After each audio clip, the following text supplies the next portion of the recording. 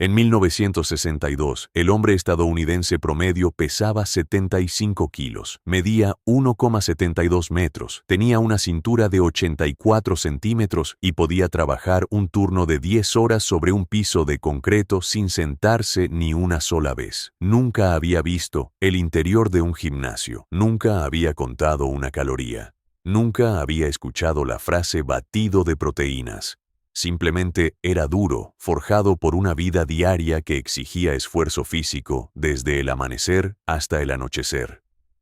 Hoy, el hombre estadounidense promedio pesa 90 kilos, pasa sentado 10 horas al día y paga $50 al mes por un gimnasio al que va 2 veces. Esta es la historia de lo que cambió y lo que perdimos.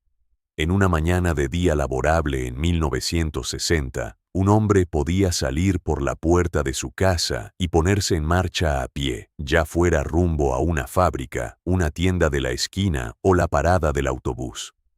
El auto estaba ahí, pero no era la opción predeterminada para cada mandado. Las aceras estaban concurridas, los barrios estaban construidos con tiendas en las esquinas, escuelas a distancia caminable y trabajos a menudo accesibles sin siquiera girar una llave en el encendido. El día común se medía en pasos, no solo en kilómetros detrás de un volante. El entorno construido lo exigía. Los suburbios, aún jóvenes, no se habían expandido todavía en los laberintos centrados en el automóvil de las décadas posteriores. En las ciudades y los pueblos pequeños, caminar estaba entretejido en las rutinas diarias. Un viaje a la ferretería significaba una caminata enérgica, no una recogida desde el auto. Los niños caminaban a la escuela, lloviera o tronara, y los adultos recorrían distancias con cada responsabilidad. Ir por los víveres, dejar la ropa en la tintorería, hacer un pago en el banco. El ritmo del día lo marcaba el sonido constante de los zapatos sobre el pavimento. Los datos de estudios modernos sobre caminabilidad revelan lo que se perdió cuando el auto tomó el control. Los residentes de barrios centrados en el automóvil hoy promedian entre 2.000 y 3.000 pasos menos al día que quienes viven en comunidades caminables. La diferencia no es solo un número, es la diferencia entre que el movimiento sea una necesidad y que el movimiento se convierta en algo secundario. Para la década de 2020, el hombre estadounidense promedio registra unos 4.000 pasos al día, menos de la mitad de la distancia que su contraparte de 1960 habría recorrido sin siquiera pensar en ello como ejercicio. Esto no era cuestión de disciplina ni de amor por el acondicionamiento físico. Simplemente, así estaba organizada la vida. La cuadrícula de calles, la tienda de la esquina, la ausencia de ventanillas de autoservicio y aplicaciones de entrega a domicilio, todo conspiraba para mantener a la gente de pie. Incluso las tareas más pequeñas requerían levantarse, salir y recorrer los kilómetros. El esfuerzo físico no estaba programado, estaba incorporado, era inevitable y universal. La diferencia se refleja en los números. En 1960, el hombre promedio medía 1,72 metros y pesaba 75 kilos. Hoy mide un par de centímetros más, pero carga casi 90 kilos en una complexión más ancha. El peso extra no es músculo. Es un subproducto de un mundo que eliminó la necesidad de caminar, estar de pie y cargar cosas. El auto, el elevador, la escalera mecánica, cada uno le restó pasos al día. Cada uno hizo más fácil sentarse y más difícil mantenerse delgado. La historia de la resistencia estadounidense en 1960 comienza con este simple hecho. El movimiento no era una elección, era el precio de participar en la vida diaria. El mundo fuera de la puerta exigía esfuerzo, y el cuerpo se transformaba para cumplir con esas demandas. En cada paso, cada mandado, cada caminata a través del pueblo se estaban poniendo los cimientos de la fuerza física sin una sola membresía de gimnasio o rastreador de actividad a la vista. Las acerías, los sitios de construcción, las granjas y los muelles formaban la columna vertebral de la vida estadounidense en 1960. Casi 4 de cada 10 hombres trabajadores se ganaban la vida con sus manos, sus espaldas y su resistencia. La Oficina de Estadísticas Laborales situaba la proporción de hombres en oficios manuales, manufactura, construcción, minería y agricultura en un 38%. Estos trabajos no eran una nota al pie, moldeaban la realidad física de la vida cotidiana. Dentro de una acería en Gary, Indiana, la jornada laboral comenzaba antes del amanecer. Gary, un trabajador siderúrgico retirado, recuerda el calor que emanaba del alto horno, el estruendo de las tenazas y el peso del hierro manipulado decenas de veces en cada turno. Un turno típico de 12 horas significaba estar de pie o encorvado sobre concreto, levantando objetos de 9 a 32 kilos hasta 200 veces al día. El aire resplandecía a 150 grados centígrados y el único descanso era una media hora para almorzar. El costo energético de un solo turno alcanzaba las 3.500 calorías, más de lo que un maratonista moderno quema en una carrera. No había sillas ergonómicas, ni aire acondicionado, ni atajos. El trabajo en sí era el entrenamiento, repetido semana tras semana, año tras año. En las granjas del Medio Oeste, los hombres pasaban del amanecer al atardecer moviendo ganado, apilando heno y cargando alimento a mano. Las herramientas eran simples, horcas, arados de acero y músculo. Incluso después de que llegaron los primeros tractores, la mayoría de las tareas seguían exigiendo horas de levantar, acarrear y caminar detrás de equipos pesados. En verano, los campos se cocían bajo un calor de más de 32 grados. En invierno, las tareas significaban palear nieve, cortar leña y cargar agua. El gasto energético de un peón agrícola podía alcanzar las 2.800 calorías al día, sin contar las tareas vespertinas en casa. Las cuadrillas de construcción edificaron las nuevas autopistas y suburbios de Estados Unidos con herramientas manuales y sudor. Turnos de 9 horas significaban cargar ladrillos, mezclar concreto y mover vigas de acero, a menudo sin más que una palanca y una espalda fuerte. Cada levantamiento, cada golpe de martillo, cada subida por los andamios sumaba al desgaste físico del día. El obrero de construcción promedio quemaba más de 3.000 calorías por turno, con tasas de lesiones muy por encima de las del trabajo de oficina. En los muelles de Brooklyn, los estibadores cargaban cajones de 20 kilos o más, moviendo cientos de cargas en un solo día. Antes de que las grúas de contenedores tomaran el control a mediados de los 60, estos hombres caminaban kilómetros a lo largo del muelle, levantando, apilando y maniobrando la carga a mano. Las cifras son contundentes. Un trabajador de oficina moderno puede quemar 2.000 calorías en un día, gran parte de ellas en reposo. El trabajador del acero, el agricultor, el constructor, el estibador, cada uno quemaba un 50% más, simplemente por hacer su trabajo. El cuerpo se adaptaba para cumplir con la demanda, desarrollando fuerza, resistencia y resiliencia como cuestión de rutina, no de ambición. El trabajo físico remunerado era el motor de la fuerza, y el lugar de trabajo era el gimnasio original. Esta no fue una época dorada de la salud. Las tasas de lesiones eran altas y los estándares de seguridad iban rezagados, pero la fortaleza física de la época era real, forjada por la necesidad y medida en sudor. La comida que alimentaba este esfuerzo era simple y a menudo limitada. El siguiente capítulo de esta historia no trata solo de lo que los hombres hacían, sino de lo que comían para seguir adelante. La mesa de la cocina en 1960 era un lugar de límites. La mayoría de las comidas comenzaban con ingredientes reales: carne, papas, pan, algunas verduras. Las porciones se medían a ojo y por costumbre, no con conteos de calorías ni etiquetas nutricionales. El hombre adulto promedio consumía alrededor de 2.100 calorías al día, según las encuestas dietéticas nacionales de la época. Hoy, esa cifra supera las 2.500 para el mismo grupo de edad. Y la diferencia no es solo cuestión de apetitos más grandes. La comida en sí ha cambiado. Las tiendas de comestibles a principios de los 60 tenían muchas menos opciones procesadas.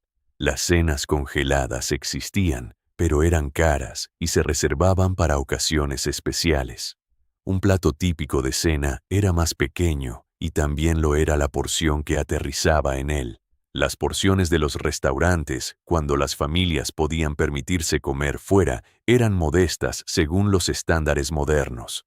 El plato principal promedio en un restaurante o asador de los años 60 pesaba entre un 30 y un 40% menos de lo que se sirve hoy. Las botellas de refresco contenían 300 mililitros, no 600. Una hamburguesa cabía cómodamente en una mano, no en dos. Las calorías eran más difíciles de conseguir y había que ganárselas. El suministro alimentario en sí reflejaba un mundo donde la energía era preciada. El USDA registraba la disponibilidad de alimentos por persona en alrededor de 2.100 calorías en 1960, gran parte proveniente de alimentos básicos, leche, huevos, pan y cortes de carne sin procesar. Los azúcares añadidos y los granos refinados representaban una porción mucho menor de la dieta. Un hombre que pasaba el día en movimiento, a pie, en el trabajo o en el patio, necesitaba cada gramo de esa energía. Quedaba poco sobrante para convertirse en grasa acumulada.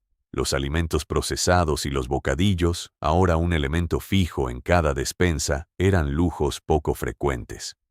Las papas fritas y las galletas empaquetadas aparecían sobre todo en fiestas o días festivos. Las máquinas expendedoras ofrecían barras de chocolate, pero pocos hombres las convertían en un hábito diario. El refrigerador del hogar era más pequeño, el congelador a menudo solo un estante estrecho para las bandejas de hielo, no un almacén de comidas prefabricadas. Incluso el acto de cocinar exigía esfuerzo. Pelar papas, picar cebollas, amasar a mano. Cada paso, desde las compras hasta la limpieza, requería movimiento. El contraste con la actualidad es brutal. El entorno alimentario moderno rodea a los hombres de abundancia, comidas para llevar en el auto, bolsas tamaño familiar y platos de restaurante que pueden superar las 1.200 calorías en una sola sentada. El tamaño de las porciones se ha inflado, y también la densidad calórica de lo que se ofrece. Más de la mitad de las calorías diarias ahora provienen de alimentos ultraprocesados, diseñados para durar en el estante y ser convenientes en lugar de nutrir o saciar. El resultado es un excedente constante, uno que se acumula silenciosamente a lo largo de los años. Esta no es una historia de fuerza de voluntad o disciplina superior en el pasado. Es una historia de restricciones, de un mundo donde la comida era más escasa, las porciones eran más pequeñas y comer requería esfuerzo. El cuerpo más delgado y más duro del hombre estadounidense de 1960 se construyó sobre estas realidades cotidianas. Las calorías no solo se consumían, se gastaban, a menudo tan rápido como se ingerían. El equilibrio entre lo que entraba y lo que salía se mantenía no por elección, sino por necesidad.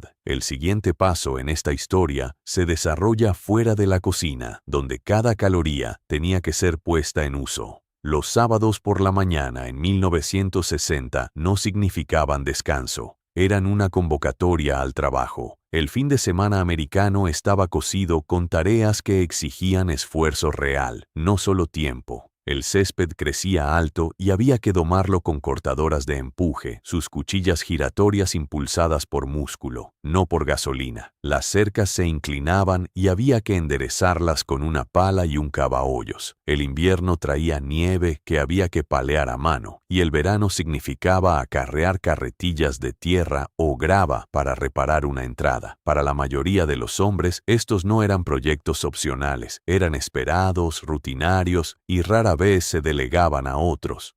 Un granjero jubilado de Iowa recuerda el ritmo de sus sábados. Despierto antes del amanecer, cortaba leña para la semana, reparaba el techo con goteras del granero y rotaba los neumáticos del auto familiar. Cada tarea era otra forma de entrenamiento físico, aunque nadie lo llamaba así. El cuerpo se fortalecía porque tenía que hacerlo, y la mente aprendía a resolver problemas con las herramientas que tuviera a mano. En todo el país, los hombres dedicaban entre 3 y 5 horas cada fin de semana a tareas como estas. Según estudios metabólicos, esa rutina quemaba entre 300 y 600 calorías. Un entrenamiento de mantenimiento integrado en la semana, no programado como un evento aparte. El mantenimiento del hogar en 1960 significaba mucho más que cortar el césped. Significaba cambiar el aceite del auto, afinar el motor, arreglar un grifo que goteaba o reparar una sección del techo. Las ferreterías tenían en existencia juntas, bujías y herramientas manuales porque se esperaba que los hombres supieran usarlas. Los manuales de fontanería básica y reparaciones eléctricas reposaban en los estantes del garaje. Si la lavadora hacía ruidos, se desarmaba en el sótano y se volvía a armar antes de la cena. Llamar a un profesional era el último recurso, no el primer paso. La cultura de las reparaciones por cuenta propia estaba tan arraigada que las escuelas de oficios enseñaban habilidades básicas a casi todos los jóvenes, ya fuera que planearan dedicarse a la agricultura, la construcción o trabajar en una oficina. Las exigencias físicas de estas tareas no remuneradas se acumulaban. Las estimaciones de equivalentes metabólicos para tareas comunes como palear, rastrillar y cargar peso muestran que dicha actividad rivaliza con los entrenamientos estructurados en gasto energético. La expectativa era clara. Todo hombre en condiciones físicas contribuía al mantenimiento de su hogar y su propiedad, y al hacerlo, mantenía su propia fuerza. Esto no era alarde orgulloso ni nostalgia. Era un simple reflejo de las normas de la época. El trabajo era a menudo repetitivo, a veces tedioso, pero dejaba las manos callosas y los músculos acondicionados. Al final de un sábado típico, la evidencia estaba por todas partes. Un jardín bien recortado, un auto funcionando sin problemas después de una afinación, una pila de leña cortada apilada junto a la puerta. Estos resultados visibles se correspondían con ganancias invisibles en resistencia y fortaleza. El trabajo doméstico no era algo secundario, era una parte fundamental de la vida, y mantenía a los hombres físicamente capaces sin una sola visita al gimnasio. La siguiente generación creció observando estas rutinas, absorbiendo el mensaje de que la fuerza estaba entretejida en el tejido de los días ordinarios.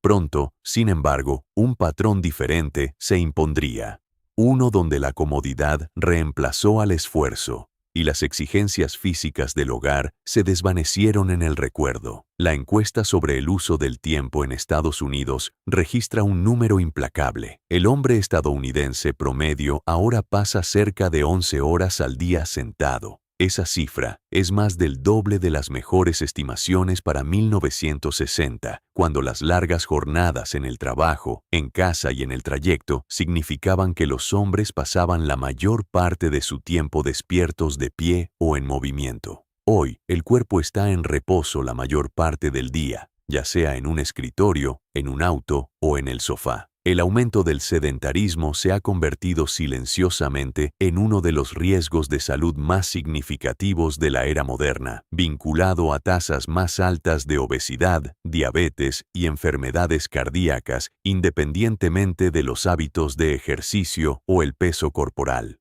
Sin embargo, la historia de la salud de los hombres estadounidenses en 1960 encierra una extraña contradicción. Casi la mitad de todos los hombres adultos fumaban cigarrillos. El CDC estima que entre el 45 y el 50% de los hombres encendían un cigarrillo a diario, un hábito ahora reconocido como una de las principales causas de muerte prematura.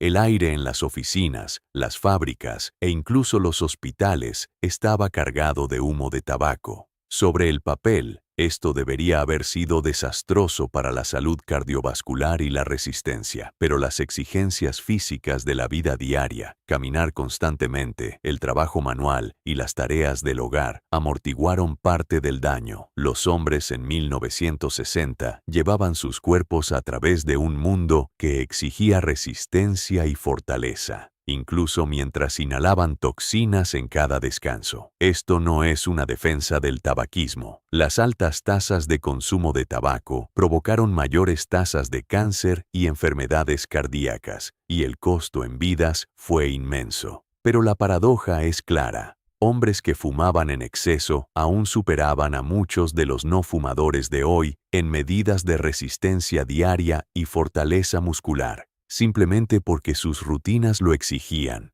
Los riesgos para la salud de los cigarrillos están fuera de toda duda, pero los riesgos del sedentarismo prolongado, ahora tan común como para ser invisible, se han convertido silenciosamente en una amenaza rival. La pérdida del movimiento, no solo el surgimiento de nuevos vicios, ha redefinido lo que los cuerpos estadounidenses pueden hacer.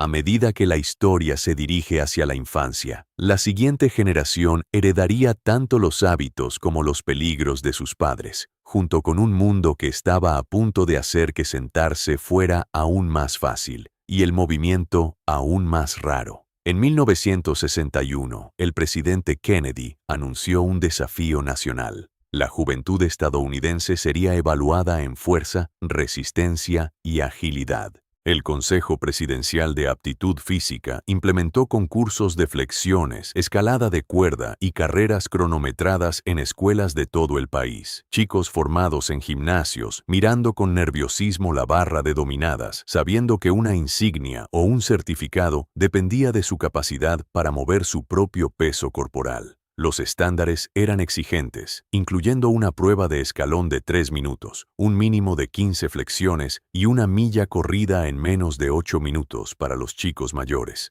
No eran solo números en una tabla, reflejaban una época en la que la vida diaria preparaba a los niños para el esfuerzo físico, no solo en el gimnasio, sino en el mundo exterior.